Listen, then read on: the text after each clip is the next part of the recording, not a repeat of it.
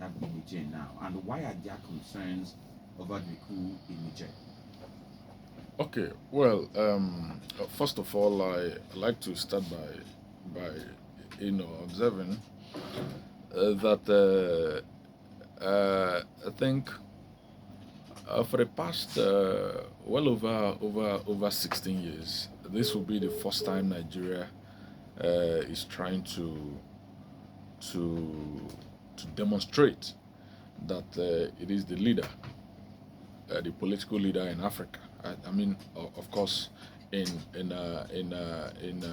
the West African sub-region, and that was demonstrated by the very strong statements that were made by the president of Nigeria.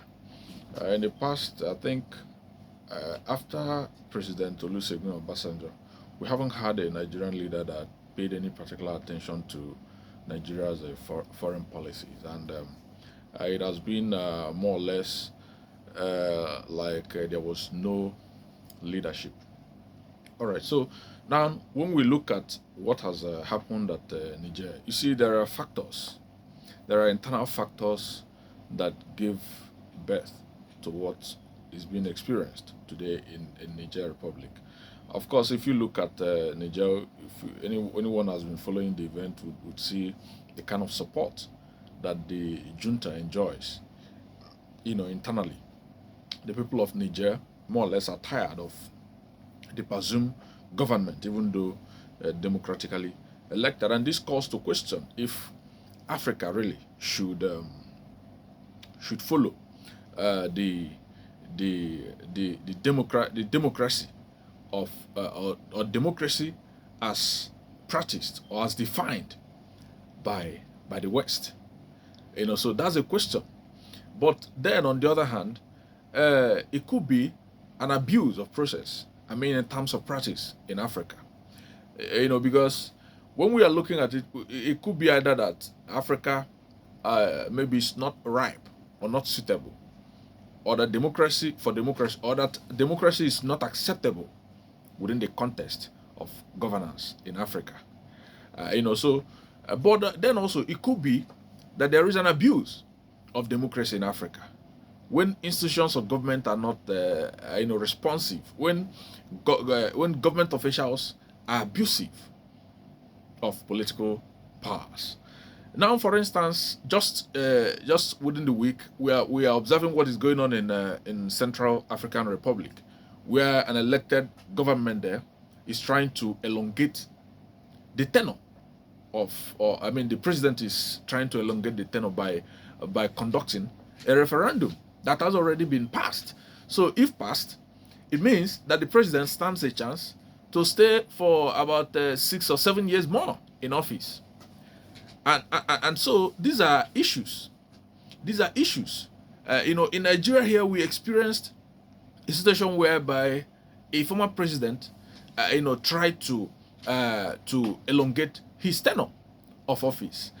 And so when we put all these things into perspective, what does he say? What does he say? And then you see a situation where the people are repeatedly frustrated by their own government, and so it gives impetus to this kind of internal rupture where people remove or withdraw their support from an elected government and begin to give the same loyalty to a junta, like in the case in Niger Republic. Of course, we saw what happened in Niger, where thousands of people are on the street celebrating the junta, and then the question, of course, is if the democratic government has been effective, working well in that country, it is doubtful that people of Niger will troop out to celebrate the junta. So while Nigeria is exercising its leadership in West African sub-regions, there are some other very critical issues that must be factored before you decide finally on the option. But I also like to say this as part of commencement in explanations, that military options or option rather remains an option the military intervention remains an option as far as within the system, but also, of course, it has to be supported by the UN, based on the UN Charter provisions. Okay, so you talked about Nigerians going to the street to celebrate the toppling of the government of Mohamed Bazoum. When they were doing that, so some of them even hoisting the Russian flag, and people were trying to read meaning into what is playing out there. And he talked about people being disenchanted with the government of the day. That let me. I already see where you're going. Let me say this before I forget it. You see, Africa we have. That's why when I've been arguing about this for some time. You see, we have been trapped in some kind of confusion. Because remember, we used to come from the communal system, whereby brother help brother, sister help sister, sister help brother, brother help sister. That kind of lifestyle, communalism. From there, that tends to naturally predispose us to be much more passionate about socialism than capitalism. That's in a sense. Now, but the reality really is that these military interventions in the politics of Africa, we have seen over time, even in Nigeria, they come on board and they try to make these socialist pronouncements. They are going to provide subsidy for this. Government is going to pay for this. Government is going to do this. And these are policies, these are interventions that are not sustainable over time. And these are the same reasons why Africa has not been able really to break the ice, has not been able to clearly chart its own path of progress in the annals of developed nations. And now that is the same pattern that we are seeing in Niger. A situation whereby people trying to associate maybe Russia, because of the welfarist system in Russia, trying to link it to it boils down to this same seeming similarities. People are able to connect the welfarism system in Russia, and they're also thinking that is the best for them in Niger. And so, but then also some people erroneously think that Russia is a better option to align with in terms of international relations, in terms of nations to align with, either with West or with East. That's some people in Africa believe that Russia is a better option than the West. But at the end of the day, we have seen this over time. You see, no country in the world cares about the other country more than it cares about itself.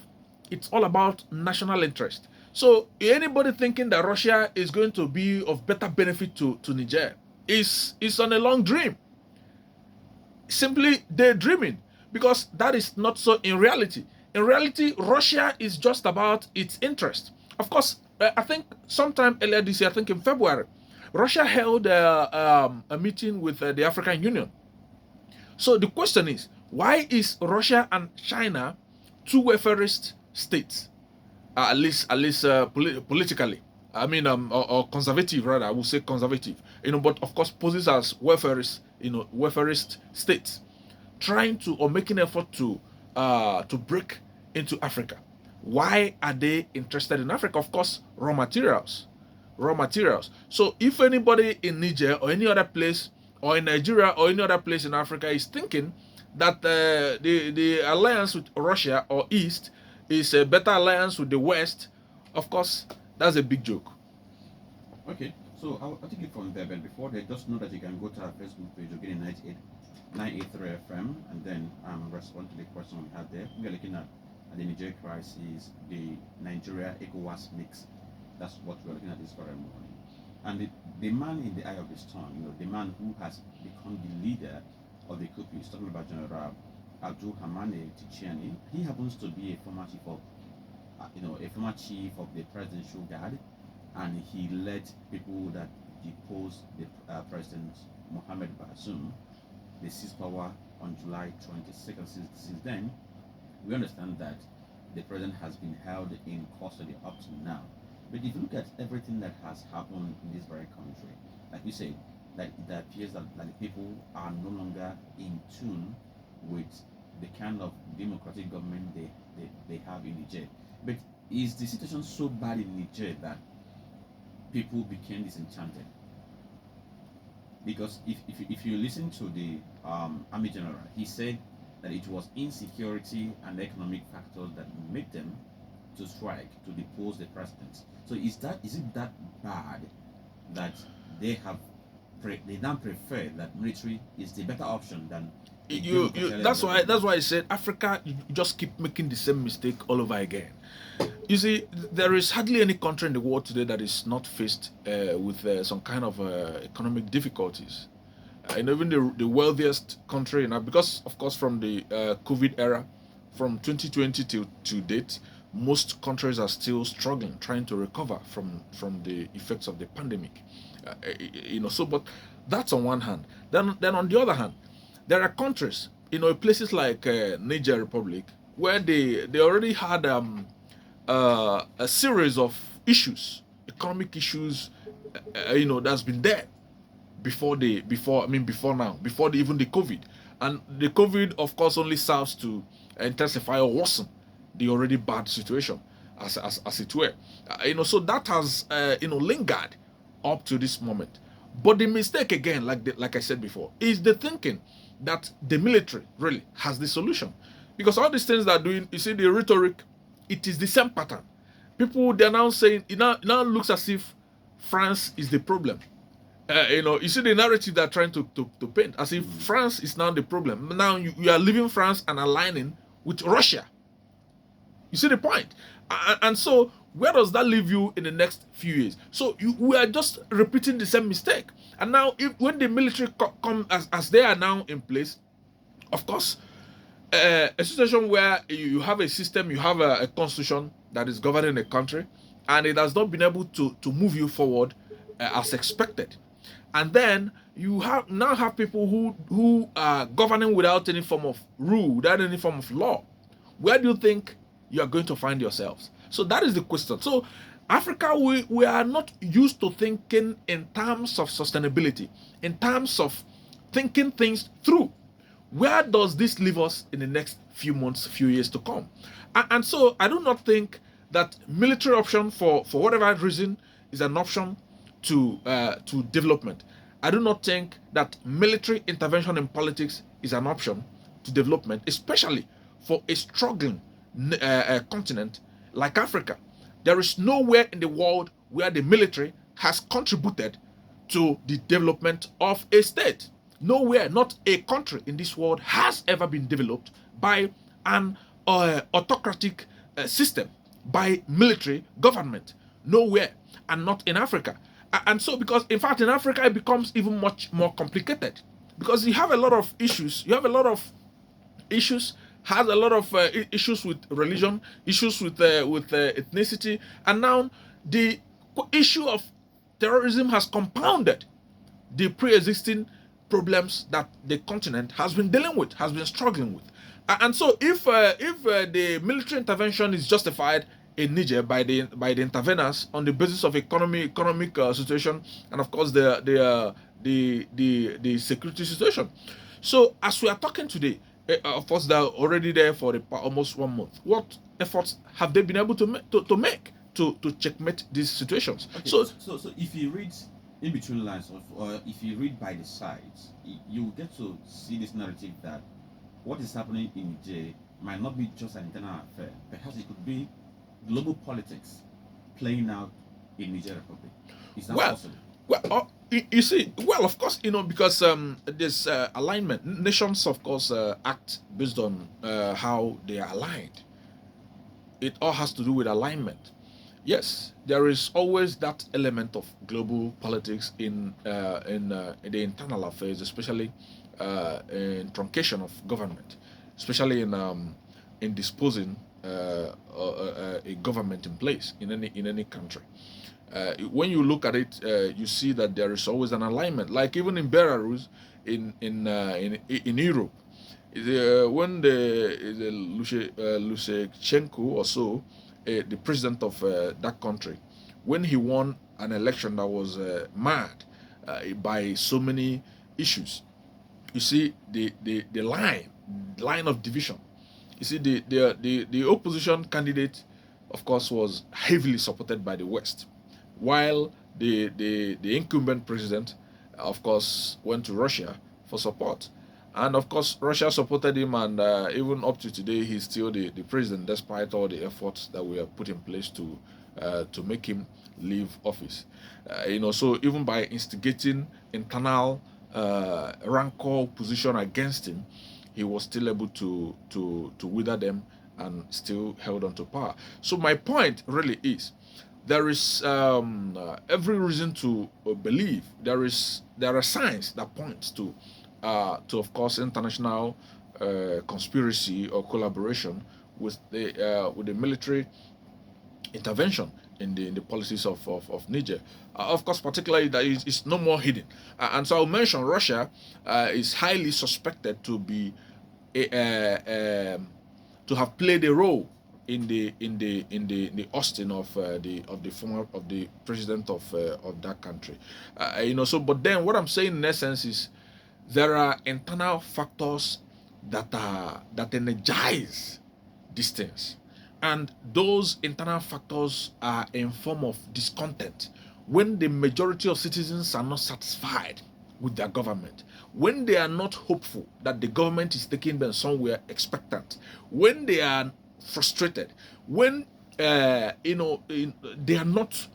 don't have this sense of belonging that their country is actually working for them. So it is when the situation, the situation in a situation like this, it gives, of course, big room for this kind of intervention, and of course, people can easily move in and take advantage of it. Okay, you're listening to again 98.3 FM, and this is Political Mirror. We are looking at Nigeria, Ecowas, and Niger crisis. That's our focus this very morning. You can go to our Facebook page again 983 FM and respond to the question we have on the page. As I have my case here, Ebuka Onyekwelu responding to questions. Okay, so let's look at that situation, because people have expressed worry about what's happening in Niger Republic. And when I say people, I also mean groups like Ecowas has condemned what happened there in its totality. UN has already done that. AU has done that. In fact, some other countries around the world, in the US, the France, just mentioned them. Even Russia has equally condemned what happened in Niger Republic. Now, we want to look at what is the implication of what's happening in Niger for Nigeria, because we share border with Niger Republic. We have about 5 to 7 states that share border with Niger Republic. And if you trace back to, I think in the 1880s, I think 1888, you know that Naomi. Niger was part of Nigeria. Naomi, yes. Before we talk about border creation. So what is the implication of the coup in Niger Republic for Nigeria, for West Africa, for Africa?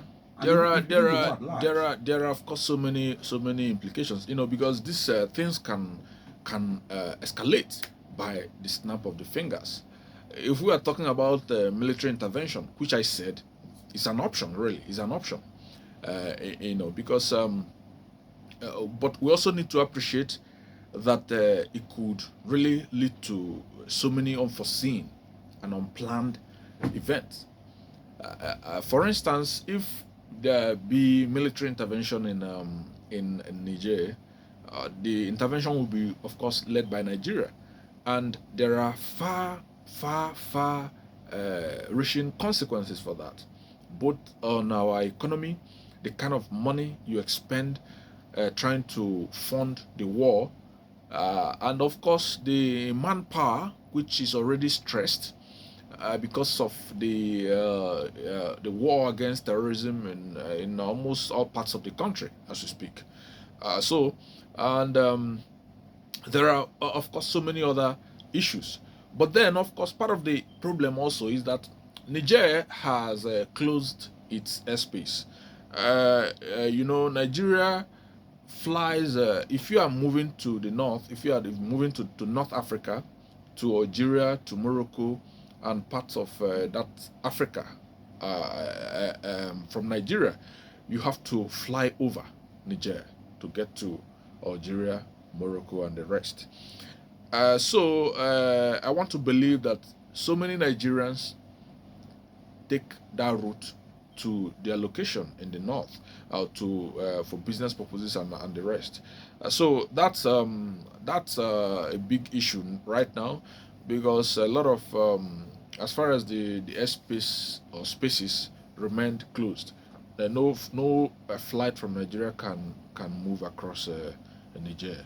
Of course, it will risk being shut down Okay. by the military. Okay. So that's another one. Then there are so many, of course, other there's a likelihood of human crisis, because by the time this military government settles and begin to show themselves in the language we say in Nigeria here, so it will become a massive human capital problem, a massive human crisis in that part of the country, which will force a lot of people to move into Nigeria, and that compounds the problem of displaced persons across the West African region. And aside the humanitarian crisis just talked about, and knowing that Nigeria shares border with the Niger Republic, and we've been good neighbors, so to say. I talked about that very convention of, I think, 1884, that actually talked about demarcation, because initially Niger was part of northern Nigeria. Yes. Nigeria has maintained this relationship with Niger Republic. So if this goes this very way, it could mean that Nigeria could have a diplomatic, problem with Niger, which is already sitting in, because the ambassador to Nigeria is already withdrawn. Then other things that can happen. Then we used to talk about the terrorism fights in Africa, because we know that U.S. has a military base in Niger. Yes. Likewise, France. Yes. And they see Niger as being central in the fight against terrorism in the Sahel Africa. So if this happens, maybe it can escalate this security issue in this very area. Of course, as we are speaking now, I think in the last night or so, or early this morning, quite a number of U.S. and French military personnel were already withdrawn from Niger Republic. Because that's the route. That's the route to is a notorious route, from the up Sahel down to the center, and then of course down to Nigeria. So that's a notorious route, terrorist route. It's well known, and the consequences can of course actually only can be imagined, because once these issues are not put in place quickly, so that the ongoing war on terrorism, so that the focus remains the ongoing war on terrorism along that route. By the time you give them space, while you are talking about settling some issues internally, they have the time, the few days, to begin to reinforce and expand. And by the time you realize what is going on, it becomes a bigger, much bigger monster to deal with. And the grounds already covered, of course, will begin to become a much more problem afresh, that you have to start ahead. You have to start afresh to deal with again. So there are so many things for Nigeria to lose. So many things, and mind you, a lot of Nigerians move from Nigeria to Niger almost on daily basis. A lot of business go along the between the two countries, and of course along the route. Actually, a lot of movement, within the West African subregion. Myself, I've because I'm kind of there was a time I was moving along the route from Cotonou to Togo, Lomé, then Lomé to Accra, from Accra to Abidjan. So these are routes, and when you go through that route, you'll be marveled at the kind of economic activities along the whole route. So it's a very bad. Most of the bulk of the activities are controlled by Nigerians. Do you know that even in some of these places, you expend naira as if it's the Lego tender? In some of these countries, in some of these places, you expend naira. You go to the market, you can buy with your naira.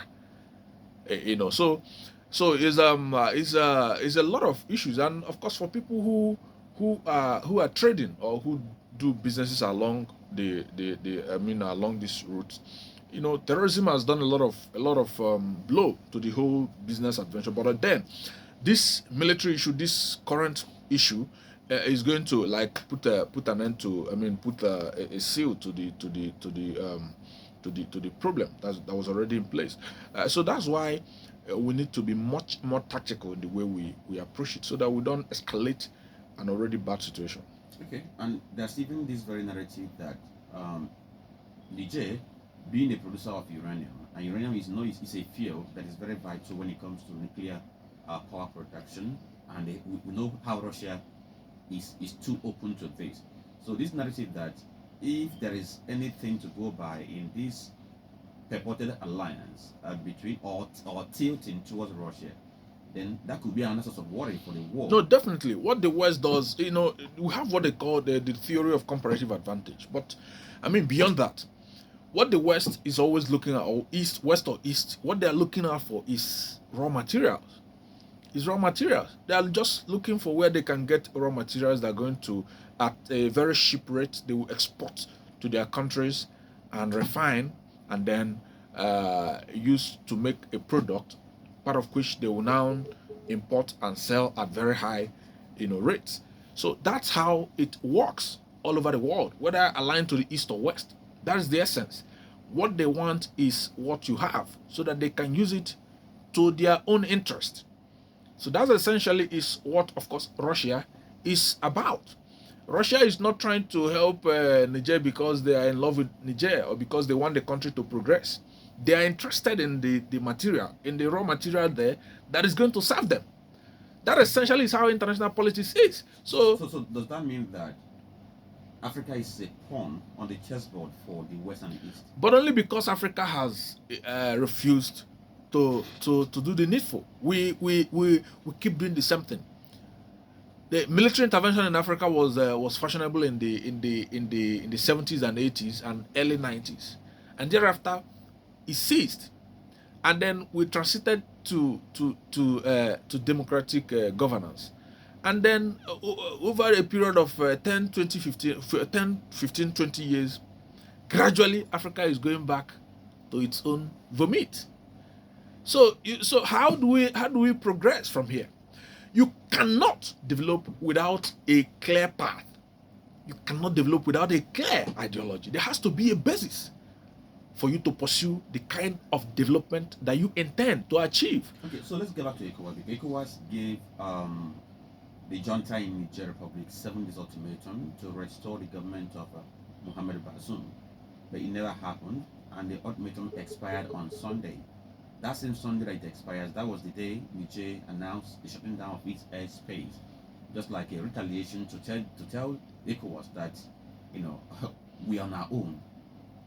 I each our own. If you do anyhow, you see anyhow. Let's put that very way. Now, we hear that Ecowas is going to have a meeting on Thursday, and at that very meeting, they are going to look at the host of sanctions that have been announced, and then whether they are going to consider using force to go into Niger or not.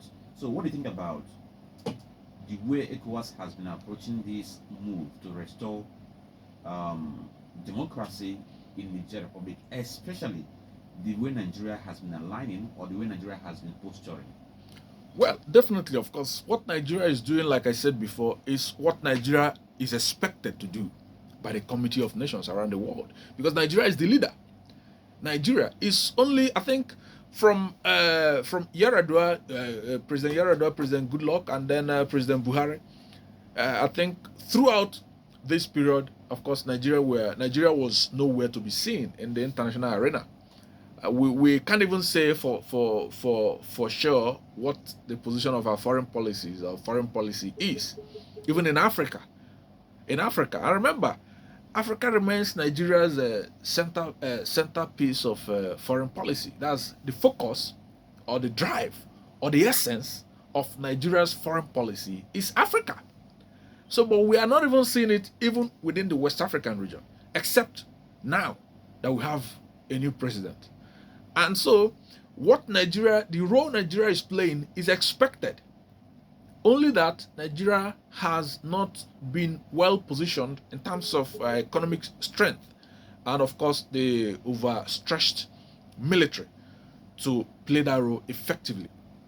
Remember, I'm saying this for the third time, that military intervention is an option, but it has to be sanctioned by the UN because of, I think, Article 50 or 50 something, 53 or so of the UN, charter that requires regional organizations to intervene in terms of using military option, but has to be ratified by the UN Security Council. But that's by the way. But then the ECOWAS as a whole, I think there are still about 11 members of ECOWAS, or about 10 or 11 members of ECOWAS that are in support of, that together in the same position. But because already we have about 4 countries already that's been taken over by the military again in Africa. So you see the point. So we're now going back to our vomit. So how do you begin to talk about development when you don't have a predictable system, a sustained system, a system that has been able to stand the test of time, in which you can predict and say that this is going to happen like this and this is going to go like this.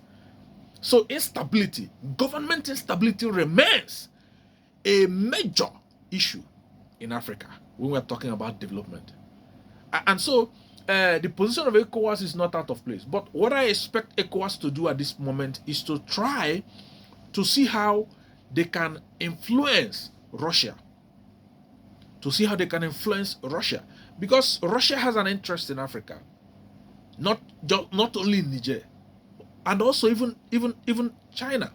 So, and both Russia and China are members of the Security Council of the UN, and they can veto any decision for such military intervention in Niger. So it's complicated. So, but though there is the responsibility to protect of the UN. So, but that responsibility to protect was what was invoked. And then the France, UK, and the US attacked Libya. Of which many of us, of course, as time goes on, people have seen that was a wrong move. But then, such can also be activated.